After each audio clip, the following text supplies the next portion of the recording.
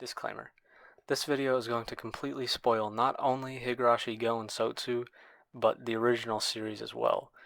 Anyone who hasn't seen the original will probably be confused throughout this video since I reference it a lot, and I definitely do recommend anyone who hasn't to go watch or read it, especially since it's so much better than the new ones. I'll briefly explain my references to the originals, so if you haven't seen it, you should still be fine. Without further ado, let's start. Higurashi is a series that means a lot to me, and to many others. There's really nothing like it. Fans have been captivated by what went on in the village of Hinamizawa since the first chapter was released nearly 20 years ago. Heck, Higurashi's older than I am. I'm just a normie who absolutely hates like 90% of anime, but the original Higurashi, especially the visual novel, is something special. Despite all the horror, mystery, and tension, it was always about more than just that. It was about things like hope, and connections with others, and not being passive, but taking control to make your own future,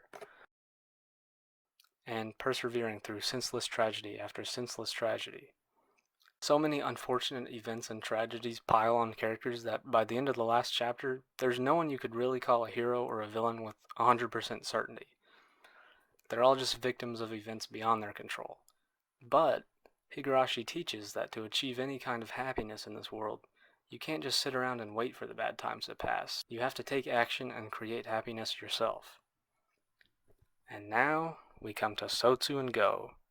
What are they about? I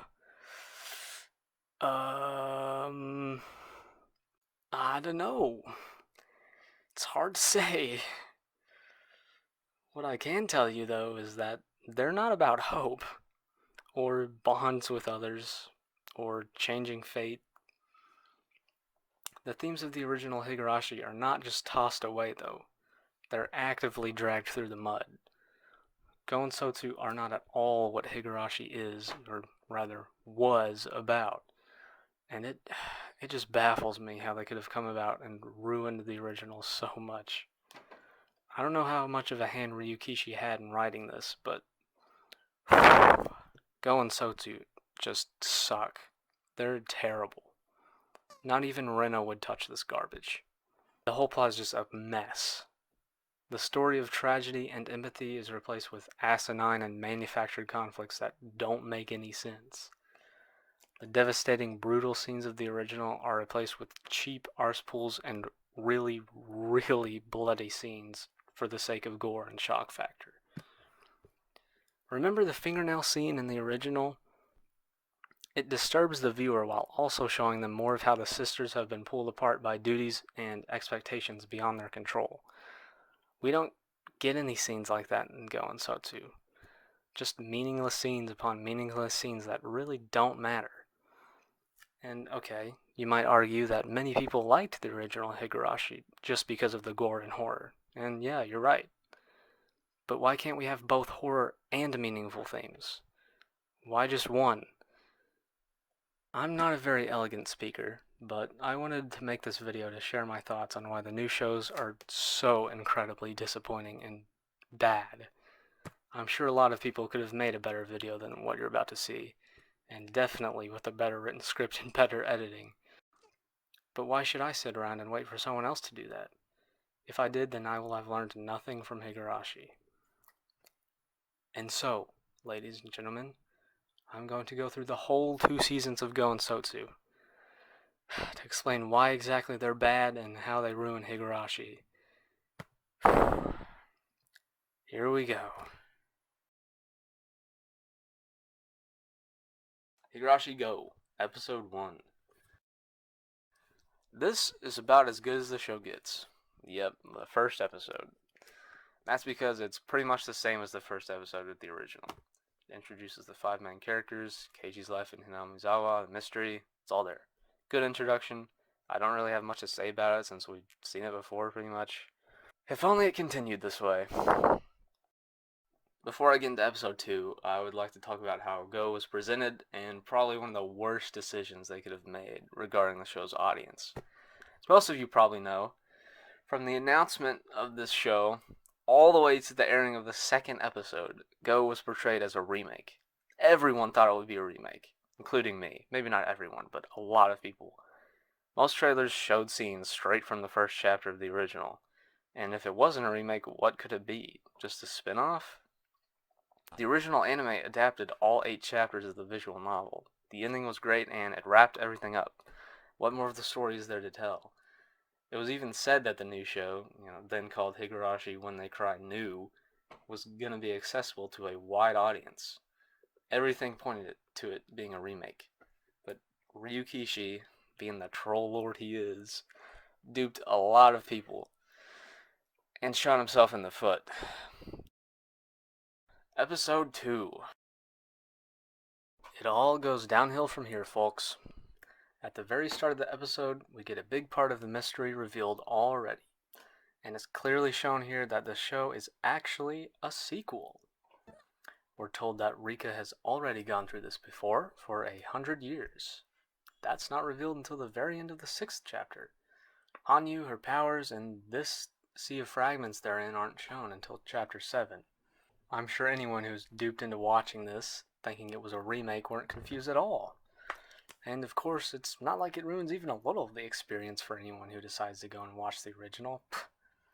Anyway, Rika also clearly says that she's already won her future before, meaning this definitely takes place after the events of the original series. I guess it's garbage day, because we may as well throw the original in the trash. Everything the characters had to go through, all the work they had to put in to beat Takano and escape June of 1983 has been made pointless. The happy ending where they all survive is now meaningless, because everyone is right back where they started, stuck in the time loop. Even Hanyu is back to being an intangible ghost, and she doesn't become a living being like before in Chapter 8. Why? Even Rika, who remembers what it took to beat Takano, seems to be right back where she started too. The most Rika does in this show is just give cryptic hints to Keiichi a couple times, but she doesn't really do anything to oppose Takano, who she knows is behind it all. She says so right here. Well, okay, we'll get to that later, but at this point she has no reason to believe that it isn't Takano. In Chapter 8 of the original, Rika actually takes action once she's reminded Takano's the culprit. She talks to her friends, seeks out Eri, but here she just doesn't. She really is right back where she started. It's like Chapter 6 and 7 and 8 never even happened. In the trash. Episode 3. This one follows the general plot of Onikakushi, with some big differences here and there, I guess to keep the old viewers guessing. But it really starts to show here that this show is definitely different from Onikakushi. Episode 4. The end of the first arc. This is where things get pretty different again. This is also where the attempts to cater to both old fans and new, again, leave the show worse off. Similarly to the original first chapter, Onikakushi, Rena brings food for Keiichi late at night. In Onikakushi, Keiichi doesn't let her in. But in this one, he does, thanks to a talk earlier where Rika tells him to trust his friends over himself, helps reduce his paranoia. So Keiichi lets Rena in this time. But then she actually does try to kill him. Remember earlier when I was talking about how the original gory scenes were tragic as well? In Onikakushi, Keiichi's driven to kill Rena and Mion because of his paranoia. The scene is definitely thrilling and horrifying, but it's also portrayed in a sad way too. Keiichi's flashback and then reaction to killing them is saddening, especially when you find out what was really going on later. This scene just has none of that. There's nothing sad here. It's not portrayed that way. It's just gory to be gory.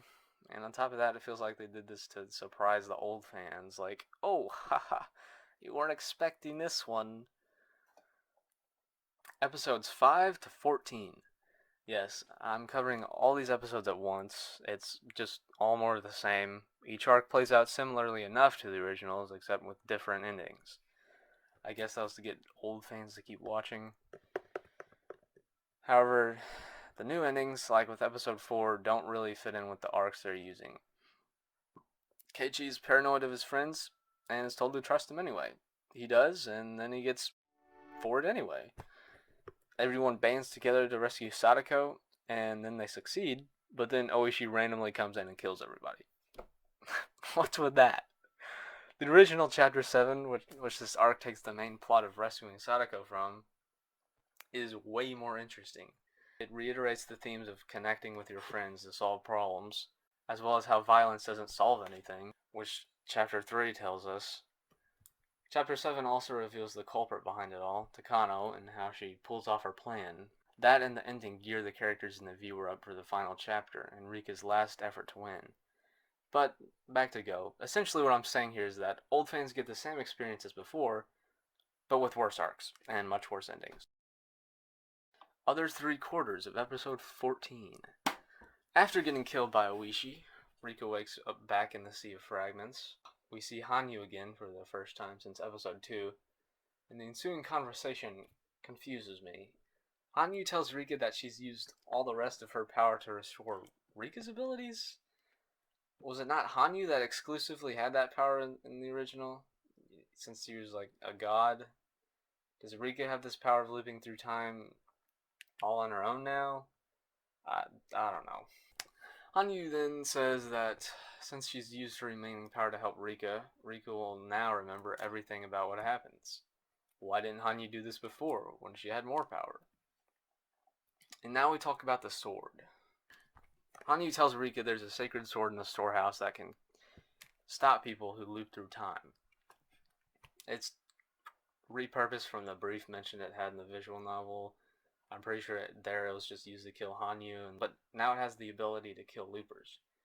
Let's just pretend for a second that the sword wasn't in the visual novel and it's just a new thing, since its powers have been changed to fit the new plot anyway. Is the ability to loop through time so common that a sword like this had to be made? No. Why does Rika need it to kill herself? Can't she just choose not to loop through time? Every time we see Rika get killed after this episode, she snaps right before she dies. I mean, the only purpose for the snap I can think of is her activating her power to loop again. I mean, what other reason would she have to snap? So then if Rika didn't snap, wouldn't she just die for good? Oh wait, the sword is to create cheap tension later on. Oh. Episode 15. The gang are playing some mahjong and Akasaka drops in. Remember him? In the original, he ends up being a very important character who's indispensable in helping everyone escape the time loop. It's the first time that he appears in the show, and he only appears in one other short scene. Awesome. His and Rika's ensuing conversation must make a lot of sense to first-time viewers, too. But here, at least, Rika finally asks somebody for help after 15 episodes. Well, maybe with such a strong character like Akasaka helping her, she'll get closer to this new mystery and why all the loops seem to be different this time around. Oh wait, no, now he's killing her. If they do this, then why even have this explanation right here anyway? Akasaka does absolutely nothing in these 2 seasons. The explanation probably raised more questions for first-time viewers than it answered. So yeah, Akasaka goes crazy and kills Rika, and that's pretty much how the rest of the episode goes. Several more super gory scenes of people being killed and Rika suffering. Nothing really that affects the story in any way. Episode 16. Do you love gore? Do you have a fetish for torture? Well, dear viewer, this is the episode for you.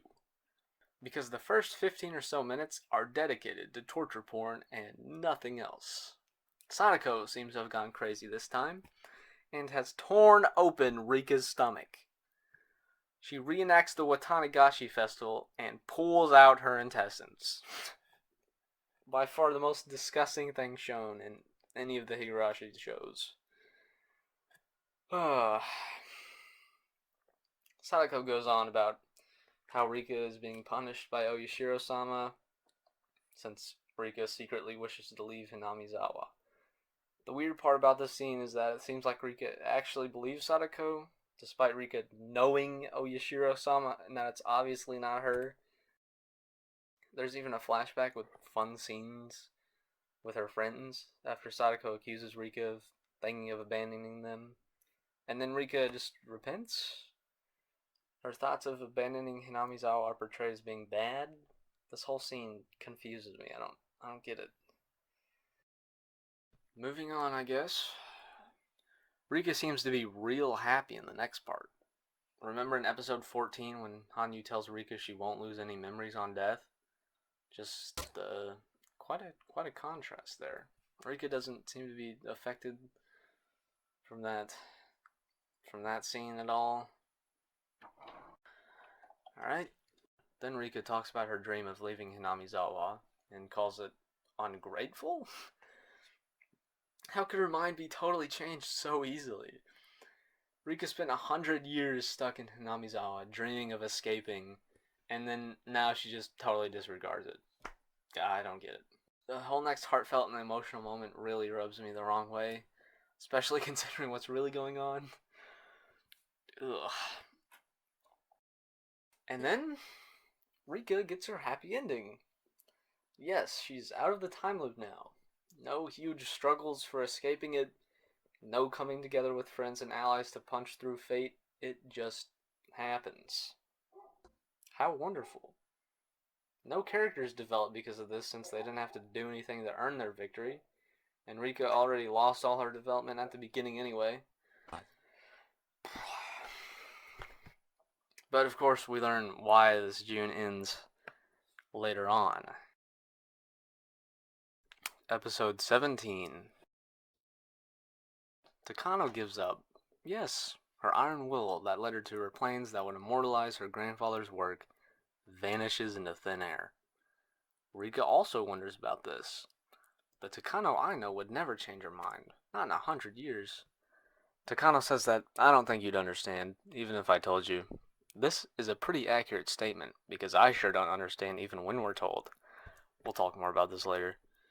Takano confesses to Rika that she was wrapped up in a conspiracy of sorts. She also tells her she was going to kill her and apologizes.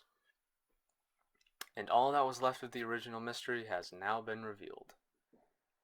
It really angers me how Go was portrayed as a first-time viewer-friendly show. Not only does it suck, but it completely ruins the original mystery as well. I feel bad for all the people whose first experience with Higurashi was with this. And so, Okanogi and the Mountain Dogs are caught by the Bloodhounds. Again, I'm sure first-time viewers won't be confused by this at all. Who exactly are the Mountain Dogs and Bloodhounds? Couldn't tell you just from watching this. It's like the show expects viewers to have already seen the original.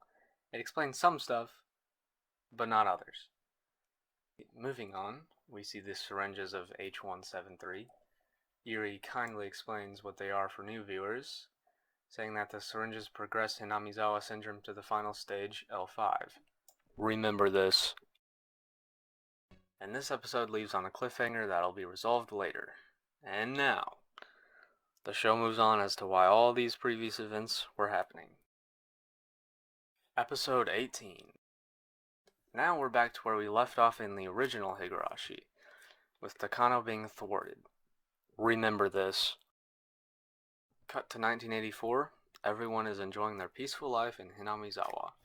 Except Mion, who graduated and is in high school now? I thought she already was? I don't know. I can imagine leaving your friends for college since you don't really have an option in a village like Hinamizawa, but for high school? Really drives home the point of being extremely close friends with unbreakable bonds. A year after everything that happens, Rika finally asks the heads of the village to publicly pardon Sadako, since she was ostracized for her family's involvement in the dam war, and they do. Sadako is surprised and happy. That's good and all, but this already happened. In Chapter 8, Oryu makes it clear Sadako shouldn't be ostracized. She and Kimiyoshi practically say the same thing here. And this timeline clearly follows the events of the original. I guess they just forgot? And it's here that Rika tells Sadako that she wants to go to St. Lucia Academy. Episode 19. Yes, Rika wants to leave Hinamizawa and experience the outside world by going and living in a super strict school. The same one Shion broke out of before. Alright, sure. One training montage later, it's 1987 and Rika and Sadako have made it into St. Lucia. It's at this point that the facade of this being Higurashi is totally dropped. Now it's like a high school drama thing. Sadako starts doing poorly in school and refuses help from Rika. Episode 20. The friendship is falling apart. Sadako ignored Rika's help, and Rika drifted away from Sadako. How could Rika forget how important friends are, especially Sadako, who she relied on time and time again? I don't know. Really drives home the point of being extremely close friends with unbreakable bonds. So Sadako goes and sets up a trap for Rika to remind her of all the fun they had back in Hinamizawa. And Rika and her friends get hit by the trap. It's the pains again, and every time they've been shown before it was for comedic effect. But Sadako forgot one key detail. That this isn't Higurashi anymore. This isn't Hinamizawa anymore. So Sadako's trap ends up hurting a student. Another student figures it's Sadako and then reports it. And so Sadako's taken and put in a prison? What? Why? They even dress her up in orange prison clothes. The scenes where she's there are pretty short, so it's not that big of a deal, but why a prison? Why not just have Sadako go to detention for a few weeks? If the school's so strict, then why not just expel her? But no, solitary confinement, I guess.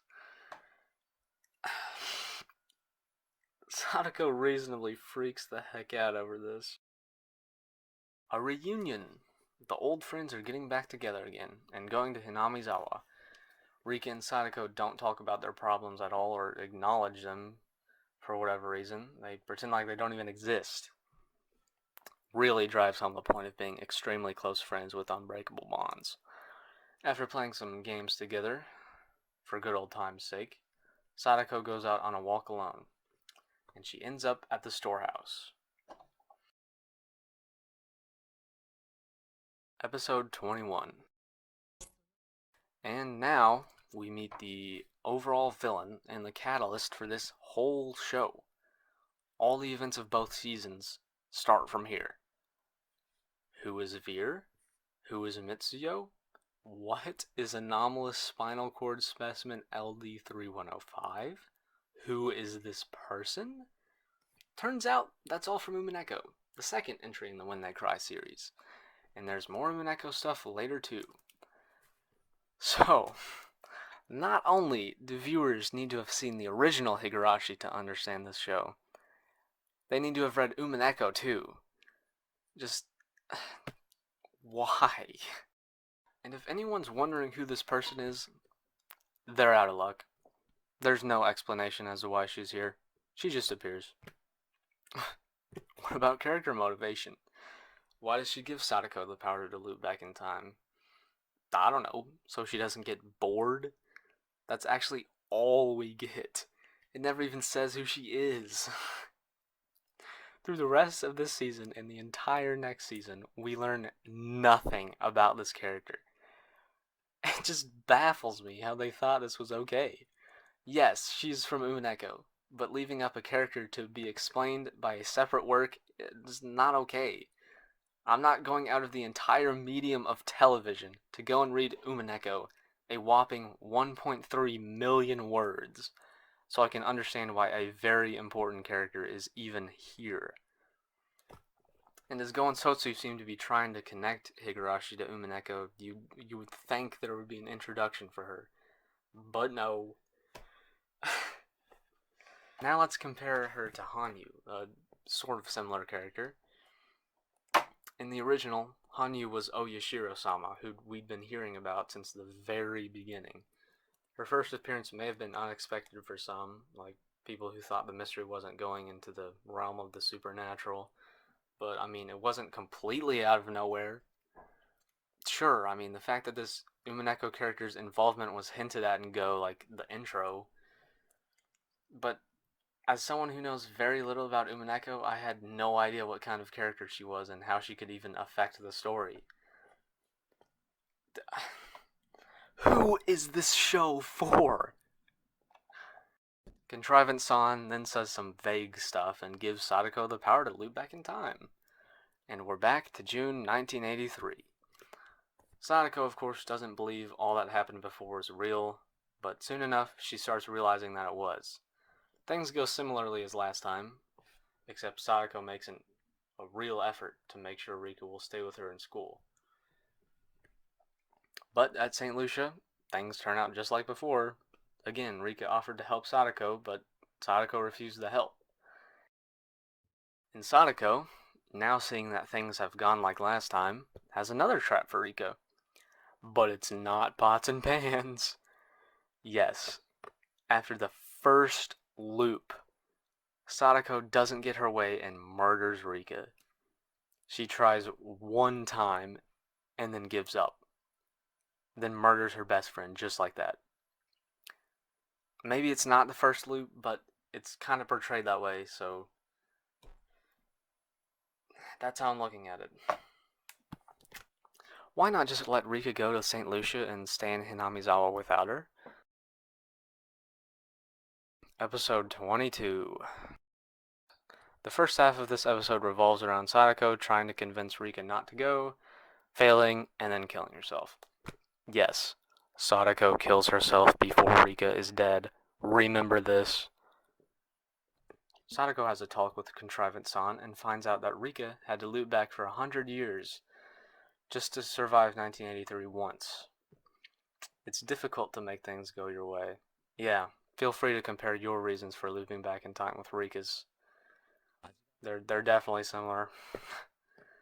So in order to understand Rika better, Sadako decides to watch all 100 years of loops Rika went through.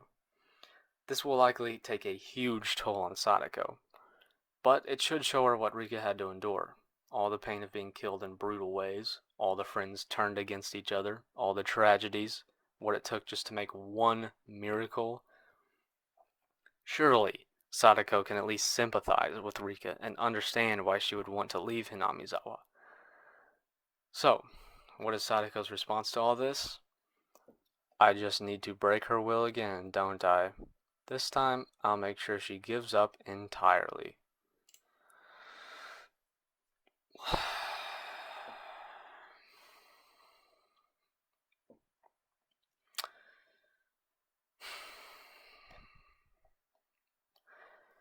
Episode 23. Sadako uses her time looping ability to win at card game. Cool. Apparently, this is considered being resourceful. She and Contrivance-san start plotting stuff again. One problem Rika had in the original was that the more she looped, the more her sanity and general mental health dropped. Sadako and Contrivance-san even talked about this just last episode. But Sadako doesn't seem to care though, because she claims she has infinite time to make Rika suffer. What a great friend. Next, they talk about how sometimes people can retain memories from past fragments, like Keiichi does in Chapter 6. Contrivance-san says that now that Sadako is looping more and more memories from past worlds will start to build up in people. Will this be used for interesting stuff later? Maybe all her friends remember how Sadako starts killing people. No, they don't. Nothing useful happens because of this. Only Takano, conveniently, and 2 minor characters are affected. So who is affected by past memories this time? Teppei, Sadako's uncle. Oh, okay, I guess. He brutally abused her in Satoshi, but by the end of the episode, he's practically a redeemed man. I love a good redemption arc, but this one feels a bit, forced? People can change, sure, but changing an evil man in a matter of a single episode is not very believable. It's a stretch to even call this a redemption arc. It happens really fast, and it adds nothing to either season. If we take Teppei becoming a better person out of both seasons, nothing really changes. Despite all of this, Teppei probably has the most character development in the whole show. I wish I was joking. Episode 24. The final episode of the season. Whew. This one is about how Takano is changed by her recurring memories. The plans she built up for years are down the drain. But of course the show doesn't show much of her past or how she got to where she is now. Just the bare minimum, if even that. So new viewers at least understand her a little. The original shows what happens when you don't have any bonds with others, or hope. Takano is the end result of that. A few bad dreams and a letter from her uncle created just to turn her are enough to completely change her character. It seems Contrivant San's unstoppable power created a world where this happens. And the same redemption for Takano happens in every single world shown after this. Convenient. Sadako takes on the name of Oyashiro-sama, so she herself can curse Rika for wanting to leave. Speaking of Oyashiro-sama, where is she? I guess Hanyu doesn't know what's going on. Her and Rika seem to visit the same place that Sadako's at, but I guess it's somewhere different. But then why would there be different tool storehouses floating around? I mean, it's like the same one. I don't know. The original Higurashi worked because it never dwelt on the time looping and made it into a big deal. The fragments, sea of fragments, the supernatural stuff, that didn't need to be explained because that wasn't the focus. The main point was that Hanyu, being a god, could loop her descendant Rika back in time. But after looping so much, Hanyu's powers were running out. That, combined with Rika's deteriorating sanity, established the stakes. Rika has to find a way out, and soon. It didn't matter why the storehouse was floating here, or where this sea of fragments was, but now apparently there's parallel storehouse sea of fragments dimensions. I don't know. There's something else preventing Hanyu from noticing Contrivant San. There's a mystical sword that kills loopers. There's another godlike being who has powers even greater than Hanyu's. Anyway, in the final scene of the season, we are shown Sadako stealing the syringes of Hinamizawa syndrome. She breaks into the case by looping back until she gets the code right. Someone commented that the number of combinations on the case totaled over 8.5 billion. Even if Sadako only had to loop through a quarter of that many times, that's still probably far more than Rika ever had to. And yet Sadako is not affected whatsoever. I guess she wouldn't be, since she was totally stripped of her humanity from the start, so the show could have a wacky new villain. But despite the myriad of Gou's problems I've pointed out, many fans seem to enjoy it. I guess it doesn't matter if there's glaring flaws like a central conflict that makes no sense and plenty of out-of-character moments. Just as long as we get more Higurashi, that's all that matters, right?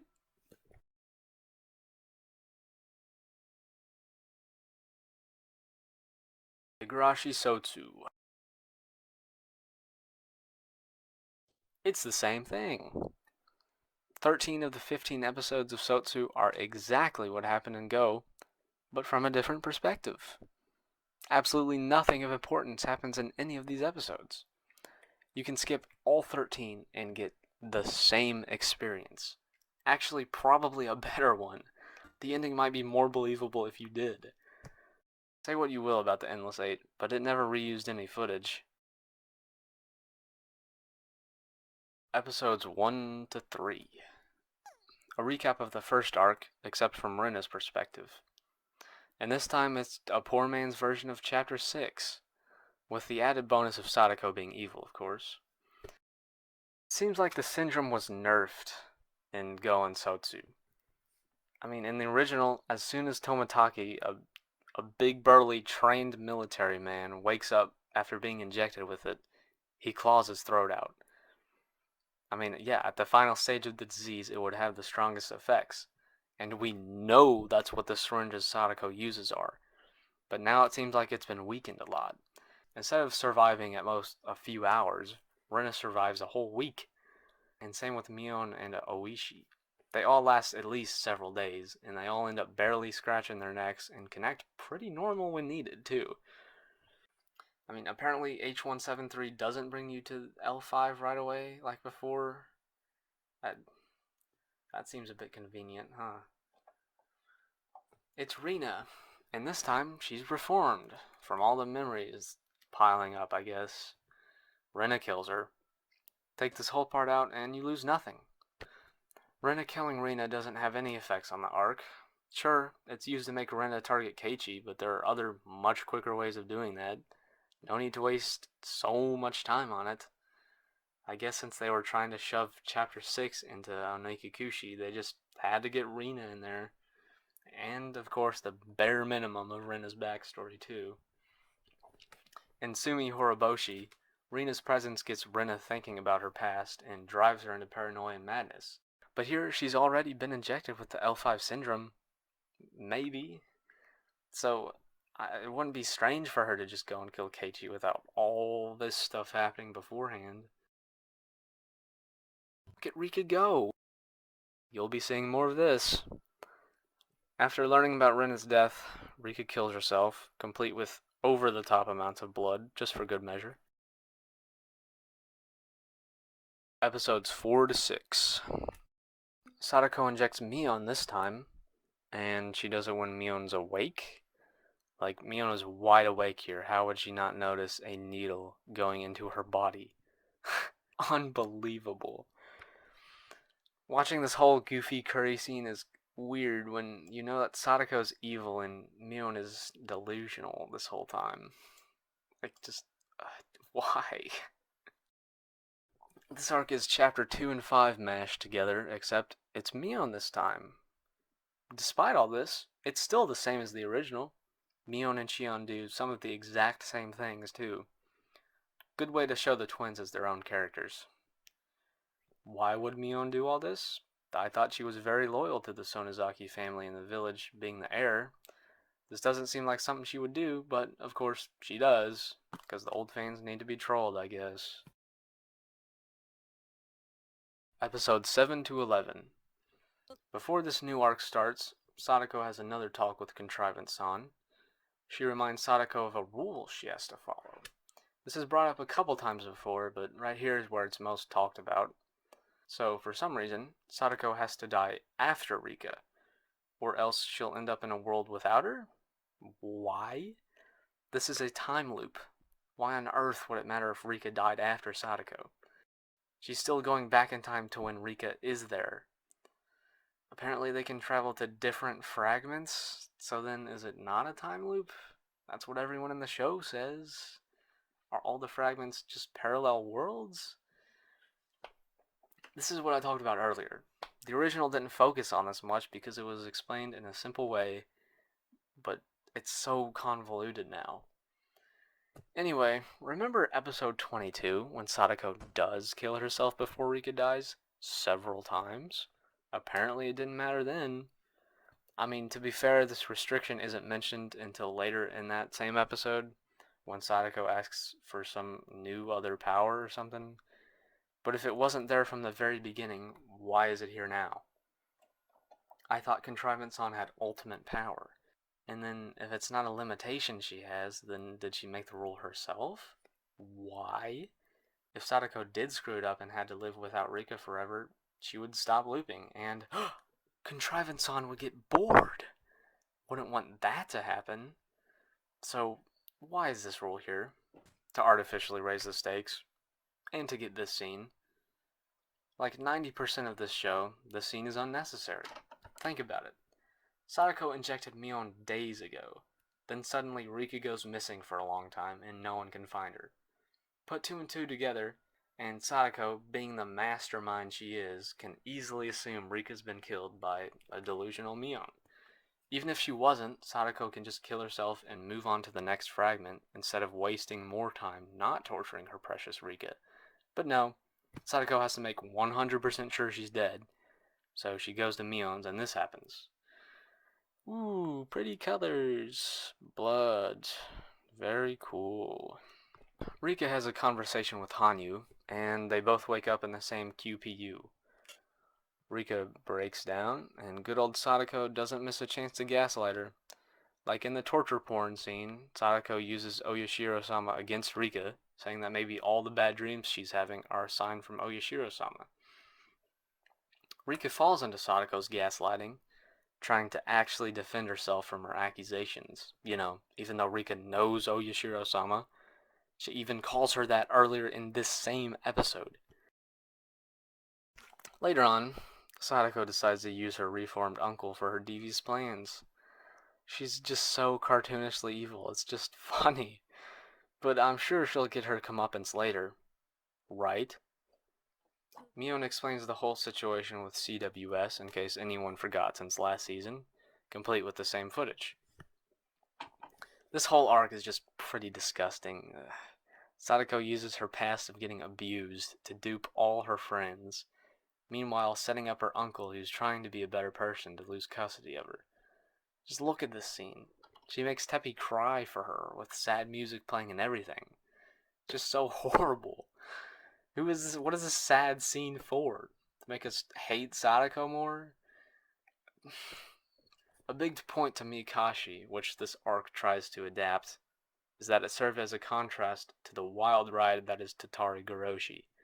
Keiichi acts alone and with violence, and the story ends as badly as possible. But in Mikashi, they band together to save Sadako, who is actually being abused, and rescue her without violence. Without Tatari Goroshi, this arc loses some of its impact. And of course the rest of the impact is lost when we find out Sadako's just faking it and manipulating everyone anyway. After Sadako's situation is supposedly dealt with, she kills Teppy. But her real self breaks through and tries to stop it. But why now? Sadako's been killing her friends for quite a while by this point, and she protests now? And it doesn't even matter, because she just loses and goes back to remorselessly killing people. This scene changes nothing about her character. Remove this and you don't miss out on anything. It would have been more effective maybe the first time she kills Rika or something. But I do find it funny how they added a literal character assassination scene. Not on purpose, I'm sure, but still pretty amazing. Also, how does one human have this much blood in their body?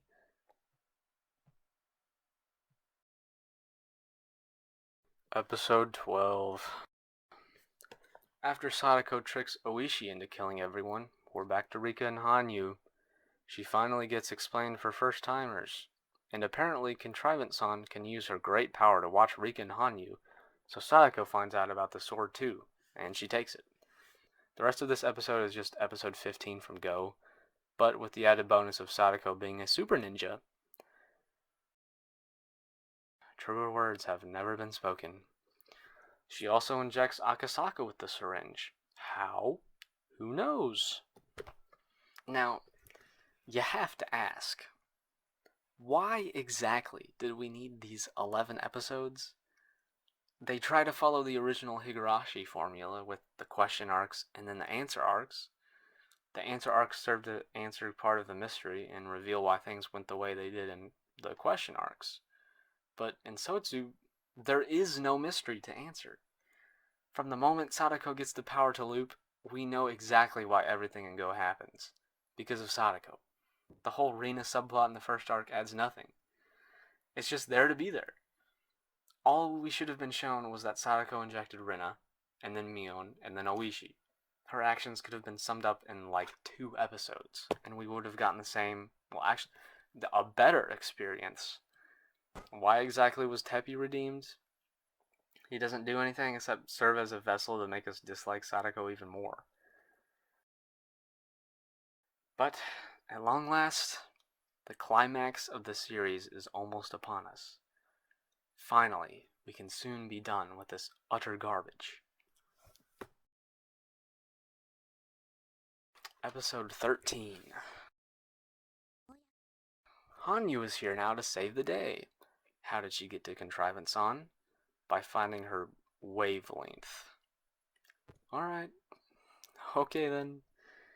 Contrivance-san does not react well to being accused of making a mistake, so in her infinite power traps Hanyu, and then makes her watch Rika's intestines being torn out, in case you wanted to get off to that again. But now the game is up. Sadako's whole plan falls apart because of a box. Yes, She shows more emotion over a box than killing her friends. She shows more emotion over a box than she did after watching Rika's 100 years of suffering. This box affects her more than that. Episode 14 and 15. We're back to where episode 17 of Go left off. Sadako shoots Rika and then just kills her a lot. Yay, more gore. And then they have an intense argument throughout the next fights. No matter how hard I study, I'll never do well, because I hate studying. I hate it, I hate it, I hate it, I hate it, I hate it, I hate it, I hate it so much. This is great stuff, guys. Keep it up. Hanyu tries to break out of her restraints, but she's too weak. Apparently, Hanyu came from Contrivance-san. Okay. It never explains this either. But at least we can add it to the list of the few things we know about this character. Hanyu pulls the miracle card, and Contrivance-san says that if Hanyu can actually pull off a miracle, then she'll give up. Yeah, good luck with that, Hanyu. You'll need everyone to pull off a miracle. Right? After some more fighting, Rika remembers the sword shard she has and tries to use it against Sadako. And now, Dragon Ball. It's like they made one last effort to make the series as bad as possible. Earlier, one measly hit made Rika totally disoriented and winded. But now, she's flung across a garbage dump like nothing. It's just so unbelievably bad and totally unlike Higurashi in every way. Just why? Why are they Super Saiyan now? Why can they fly? Why is this the climax of the entire series? Why does this sword even matter when Sadako can't die before Rika anyway? Why did they change into Shrine Maiden clothes? Why did they keep changing locations? Hanyu versus Contrivance-san. This has to be better at least. I mean, there's no possible way this fight can be worse than what we just saw. Right? Since Hanyu is weaker and trapped, maybe this fight will be of a different kind. Maybe it'll have some interesting mind games or debating. Or Hanyu could just break out now, even when she couldn't earlier. After a little back and forth, Hanyu is seemingly buried under furniture? In all her infinite power, Contrivance-san attacks Hanyu with some furniture. Alright. But then, Hanyu climbs out. Somehow gets the sword. I don't know. It's here now. And after an epic struggle, she manages to get a hit on Contrivance-san, who then turns into a little girl and disappears?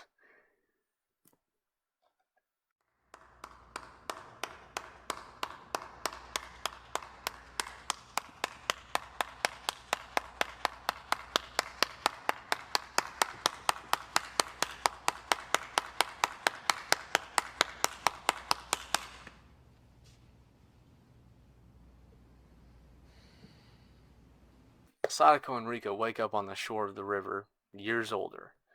Did they just lay there for 4 years straight? Did they loop back in time, fight for 3 years, even in school? Like, what is with this? Why are they fighting 3 years later at St. Lucia? And then go back to Hinamizawa, then finish the fight? Whatever. Like it even matters at this point. So basically, they end up talking about their problems. Something they could have done from the very beginning. In the end, Sadako decides to stay in Hinamizawa and Rika goes to St. Lucia alone. How many years did it take for them to realize this very simple solution? Just visit on the weekends. And they seem to have went back in time again to before they both went to St. Lucia. They have one last goodbye before Rika's train leaves. What are their last words to each other? Another Umineko reference.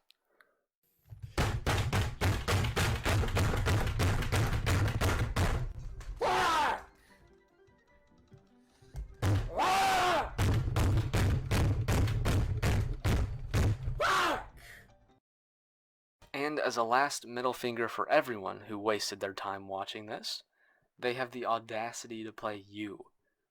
Thanks for that. It really fits. And in this epilogue, we see some of the characters enjoying life now, after having repeated it for who knows how many years because of Sadako's stupidity. Hey, look, he's waking up from a medically induced coma. Wow. Wait, who is this guy again?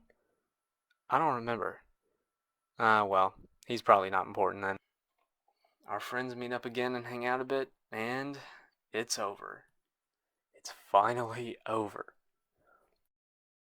This entire last episode feels like a completely different show than everything that came before. This is not Higurashi. The whole St. Lucia thing in this last episode could be like a high school drama movie. What happened to all the brutal deaths and horrible things Sadako did? All the trauma she put Rika through? It's totally brushed over. Sadako doesn't seem to have learned anything. She's totally forgiven. And you might say, well, Takano did horrible things too, and she was forgiven and had a sort of happy ending. Okay. Takano did do horrible things. And you know what else she did? Recognized her mistakes. She even says she doesn't deserve a happy life after everything she did. But Toмотaki forgives her anyway. Maybe not the main cast, but Toмотaki does. No one besides Rika is even aware of what Sadako did to them, so there's nothing they would even forgive her for, as far as they're concerned. So you can't really compare Takano to Sadako. At least one of them learned something. I've also seen people saying that since Sadako's horrible deeds technically never happened, they don't matter. Really? You really think that? If you found out your best friend inflicted horrible pain on you, freely, and of their own volition in an alternate timeline, and that the only reason they weren't doing the same in this timeline was that their petty problem was solved, wouldn't you be at least a bit pissed and or worried? What is the moral of this story? You can get away with anything you do, no matter how bad. Nothing is sacred? Okay. I guess if I had to pick something, it would be that it's okay to drift apart from your friends and that it's a part of life and part of growing up. Maybe also that it's good to talk things out with others. But it feels unearned and totally banal. Nobody grew during this story. Sadako doesn't seem to have learned anything. Rika is just like, yeah, I know you tortured me, mentally and physically, for a long time just to get your way, but it's okay. Don't worry about it. You don't even need to acknowledge the evil you've done. In fact, I'll apologize to you. And none of the other once main characters developed at all. Everything they learned in the original has been forgotten.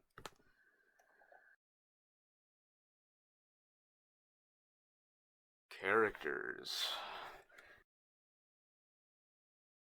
Every Higurashi character is reduced to a shell of themselves in both Go and Sotsu.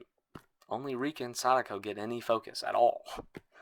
The other main characters are tossed to the side and they never really affect the plot outside of making Rika suffer more, I guess. The more minor characters besides Teppei are practically non-existent. Keiichi. He's just stupid and obnoxious. We don't even get any of his past here. In the original, he desperately wanted to be accepted because of how he was treated from his peers and what he did with the old BB gun. He was also a very charismatic guy, cared about his friends intensely. We get a little of that in the new ones, but not very much. Rina. She likes cute things, but is also creepy. Whoa. That's about all we get here. The bare bones backstory doesn't do much for her. Nothing about her struggles with mistrusting others and self-hatred. She blamed herself for her family being split apart. That's why she changed her name. Barely touched on in Sotsu. Mion. She likes games and is tomboy. That's about it. Nothing about her strained relationship with her sister and the huge expectations pushed on her by being the heir of the Sonozaki family. Is the dragon tattoo even mentioned once? I mean, correct me if I'm wrong, but she was also a great leader with a level head, not touched on at all. Mion number 2. For someone super close to Sadako, you would think she'd have a bigger role. No, scratch that. You think she'd, at the very least, have a role. Having absolutely no development and very little screen time, she's relegated to just being a second Mion. She's there simply because it's Higurashi and she has to be there. That sentence actually describes most of the characters pretty well. Rika. It's like she actually has the mental capacity of a little girl in this. Her 100 years of experience seems to have taught her nothing. I guess she just forgot that her friends taught her that you can't stay passive and wait for good things to come on their own. I guess she also just forgot about her friends in general. And then she falls for Sadako's gaslighting immediately, and then makes no effort to solve the new mystery. The answer just comes to her. Despite all the other main characters being left behind to focus on Sadako and Rika, Rika still gets no development and loses what she got from the original. She's just kind of there. Sadako.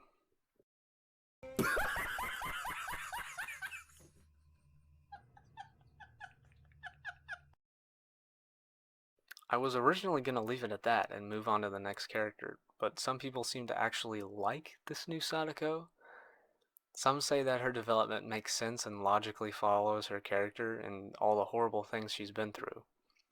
Please explain this to me. I do not understand how this makes any kind of sense. What leap in logic do you have to go from a sad, abused girl to a comically evil witch that has no qualms whatsoever about torturing the very friends who helped save her from the abuse? She knows what they did to try and help her. She has seen all the fragments. What a joke. Teppy. Completely pull a 180 on him with the redemption arc. It might have been believable if it was done over a longer period of time and with more struggle on his part to becoming a better person and containing his anger. Oishi. He's just kinda creepy in this one. His character art doesn't help.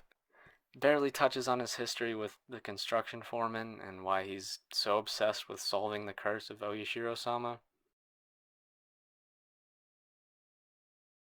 Takano.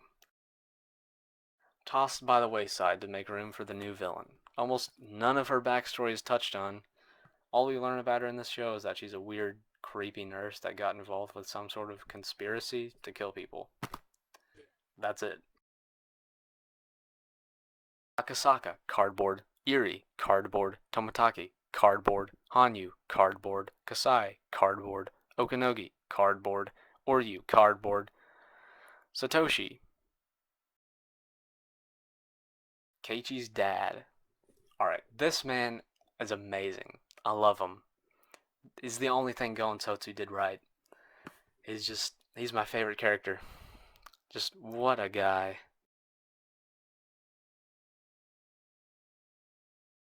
Themes. Go and Sotsu drag the themes of the original through the mud, and generally just forget about them to focus on gore and shocking the audience. Even the Dean anime focused more on the horror and thriller aspects, but the main themes of Higurashi were definitely still there, just to a lesser extent. Hope. Not in Go or Sotsu at all. Rika just gives up after forgetting everything she did learn about hope. She doesn't even have to work to solve the new mystery. The answer to the problem just comes to her in the form of box. The other main characters besides Rika and Sadako have no effect on the story. They don't overcome crap. There's not even any problems for them to hope of overcoming, since the conflict with Takano is shoved out the door to make room for cartoon villain of the week Sadako. Forgiveness. the theme of forgiveness is abused and ruined. Sadako doesn't repent or anything, and yet she's still forgiven. No repercussions at all. Her overblown and cartoonish villain actions were so unjustifiable and over the top in this show that the theme of forgiveness just does not fit. And I already talked about the comparison with her and Takano. In a recent live stream, at the time I'm making this video, Ryukishi compared Sadako to Keiichi in Chapter 6 when he remembers what he did in Onikakushi. Laughable comparison. Keiichi fervently apologizes and asks for forgiveness when he has only vague memories of killing Rena and Mion, and then he tries to prevent Rena from going down that path. Sadako doesn't repent, and she remembers everything she did. At least I think she does.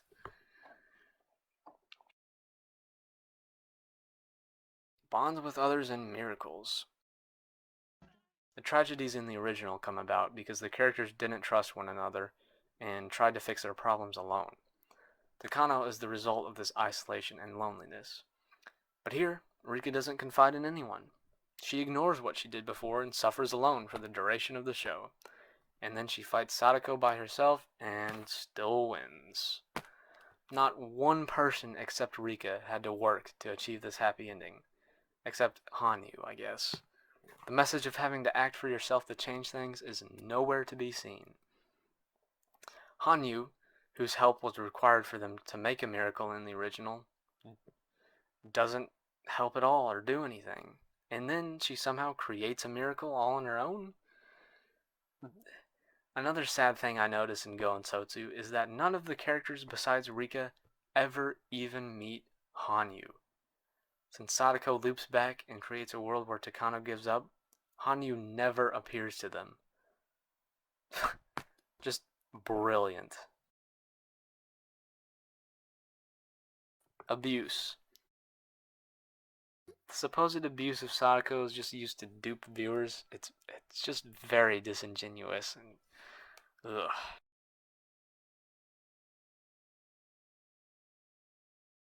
Conclusion. What was the purpose of Go and Sotsu? They not only add nothing to Higurashi, but actively degrade it. Was it just for Ryukishi to troll people? Or was it just to connect Higurashi to Umineko? What about money? Was it all about money?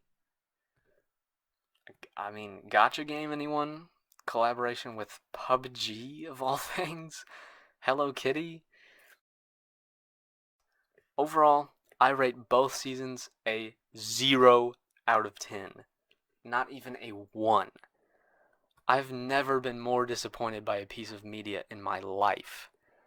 The only good thing to come out of it, besides Keiichi's dad, is that I now appreciate the Dean adaptation more. After I finish working on this video, I will push Go and Sotsu to the back of my mind and try never to think about them again. Hopefully with this video, I've convinced you to do the same. I remember a few lines from the end of the last chapter of the visual novel. Rika Furude said that she wants to go to a pool in the summer. It's unusual for her to say she wants to do something. She wants to see the stars. She wants to go on a camping trip. She wants to look at the sunflowers. She wants to make the school into a haunted house. There are so many things she wants to do over the summer break.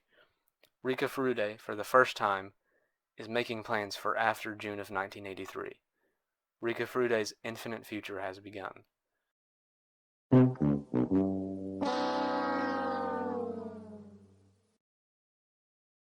Go and Sotsu so thoroughly ruined Higurashi that I don't think I'll ever even be able to think about it without getting flashbacks to this disaster. Especially the characters that were butchered. But I'm glad that I was lucky enough to have read and seen the originals before watching this.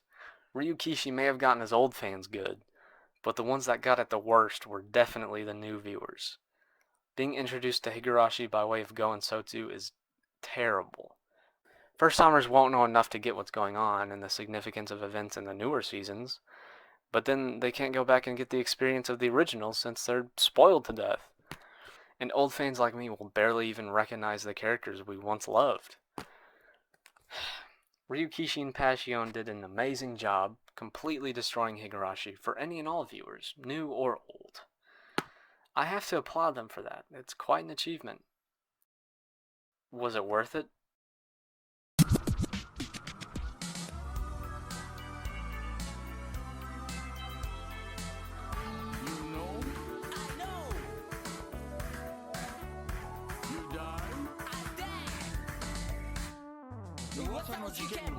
ABC 圭一ですイェイ大石ですさあさあ皆さんご一緒に事件の謎に迫りましょう Do you know お社様 Yes ひなみざわ I kill you you kill me No ひなみざわ